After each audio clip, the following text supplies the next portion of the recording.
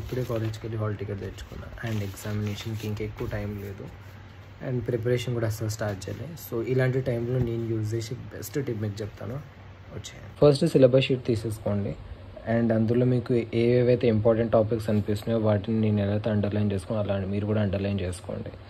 ఇట్లా అండర్లైన్ చేసిన తర్వాత మీరు దీన్ని చాలా క్విక్గా, ఎందుకంటే సింగిల్ డేలో ఎన్ని టాపిక్స్ అవ్వవు, ఓన్లీ మేజర్ టాపిక్స్. ఎట్లా అంటే ఇప్పుడు చూడండి, ఇక్కడ ఒక డిఎన్ఏ ఉంది కదా, ఇప్పుడు ఈ డిఎన్ఏ రిలేటెడ్ నేను ఒకసారి చదివితే జల్దీ ఇవి 3 టైప్స్ ఆఫ్ డిఎన్ఏకి చిన్న చిన్న డిఫరెన్సెస్ మాత్రమే ఉంటాయి. సో అవి తెలుసుకోవడం చాలా ఈజీ. మెయిన్గా మీరు గుర్తుపెట్టుకోవాల్సింది ఏంటంటే ప్రతి ఒక్క మెయిన్ హెడ్డింగ్కి మీకు కంప్లీట్గా దాని గురించి అట్లీస్ట్ ఒక పేపర్ రాసేంత మ్యాటర్ మీకు వచ్చి ఉండాలి. అప్పుడే మీరు ఈజీగా ఎగ్జామ్లో పాస్ అయ్యే ఛాన్సెస్ ఉన్నాయి. అండ్ అలా దాని తర్వాత ఇలా మీరు ఒక షార్ట్ హెడ్డింగ్స్ లాగా రాసుకున్నారు అనుకోండి, మీకు ఈజీ అవుతుంది. అంటే ఏ టాపిక్స్ చదవాలి, ఏ టైప్ చదవాలని తెలిస్తే. సో ఇట్లా చదివితే చాలా తొందరగా అయిపోతుంది.